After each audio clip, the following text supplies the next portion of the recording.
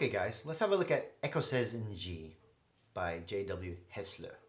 Now, this is a Baroque piece. And I think the first thing that we need to look at right now is the different articulations that you see. So we have, we have these slurs, and then you have these funny little articulations that look like wedges or triangles above each note.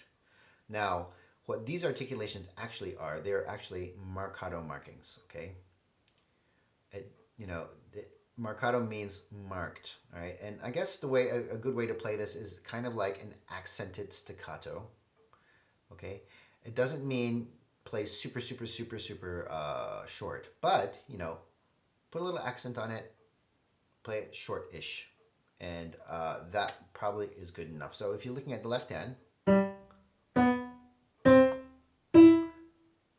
it's not like, not as short as you can make it. So try to put a little weight on it.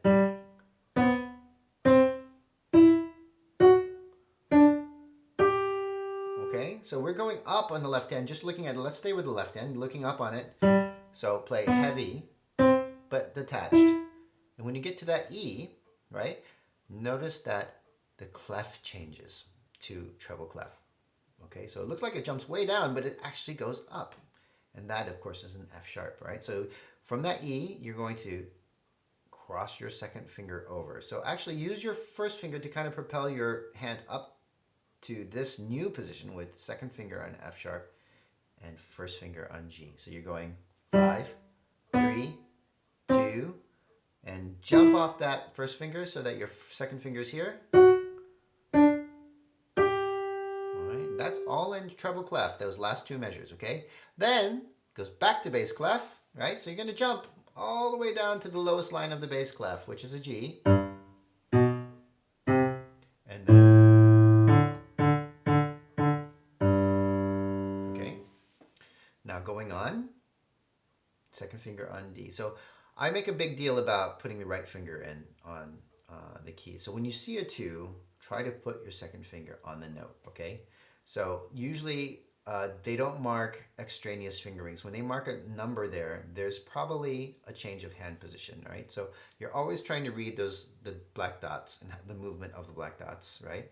Or the solfège. And whenever you see a number, try to put the right finger down, okay? So here we have second on D. So you're gonna try to lead your way to that last D in a slur. And then you notice it jumps up to a G, jump up.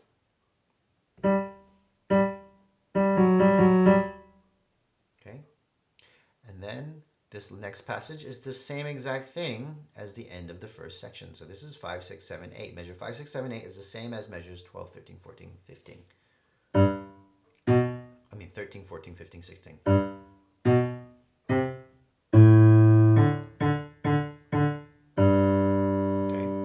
Right hand actually is exactly the same as well. So once you've learned the end of the first section, you already know the end of the second section. Okay, let's have a look at the first section now. So the right hand part. So the right hand has this lilting feeling. You've got these slurs ending in a marcato. So 5, 4, 3, 3, 2, 1. We're starting on the D, by the way. And then we have this 3, 2, 1, 3, 2, 1. So we're repeating the note that we just played, but changing the finger. Going 3, 2, 1. Don't forget your sharp.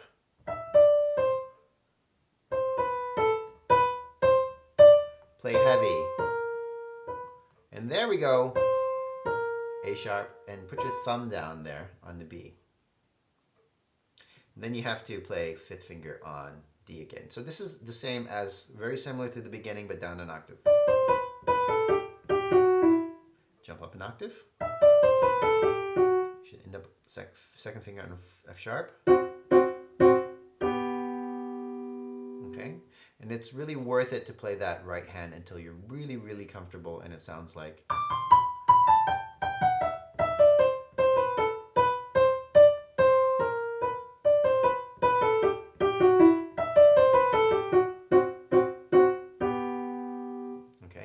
One little stylistic thing to do is to come away in measure 4 from that C. so that, you know, the C is the loudest note there. Okay? So that you have this nice little kind of round feeling when we're playing the right hand. All right, looking at the second part of the right hand, we're starting on a second finger, F sharp, and then you move to 1 and 3 on G. Notice the fingering change when you come back to that G beat. 1 and 4, and then 3 and 2.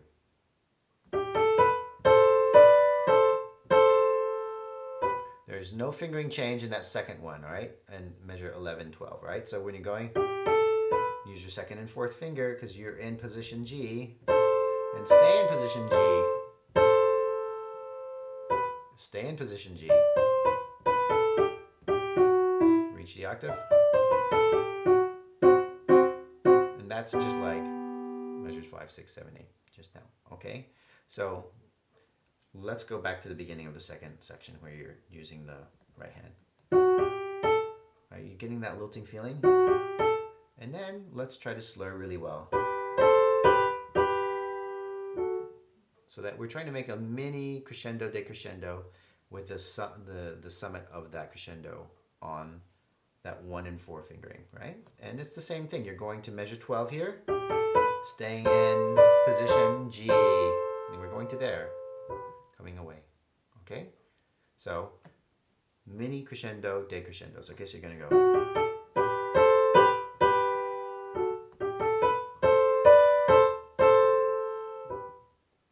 All right. After that, all that's left to do is to put those hands together, okay? I would recommend going a little bit slower than hands apart when you put your hands together. And try and keep all those elements of style and fingerings when you do it. So go as slow as you need, even if it's this slow.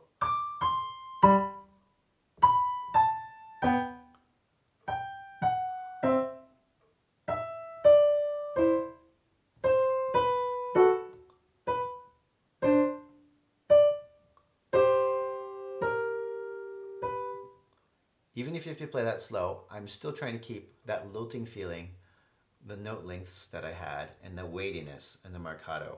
Trying to keep that. And all the right fingerings and right notes, okay? It's okay to go slow. Just try to go slow and steady, all right? And to take small chunks of music, like 2 bars or 4 bars only, hands together until you get used to it, all right? Don't try to do the whole thing at one go because it might get a little frustrating. All right, well, good luck in your preparations with that. You can always refer back to the demonstration video if you want to know how it sounds. Now, I did take both repeats in the video. If you are playing this for an ABRSM exam, you're not under obligation to play the repeats. In fact, it might be easier to not play the repeats. So you can play each section just once, and that's a very important point to remember. They put repeat signs, and you don't necessarily have to take the repeats. Okay? All right, well, good luck, and we'll see you in the next video. That's it for this video.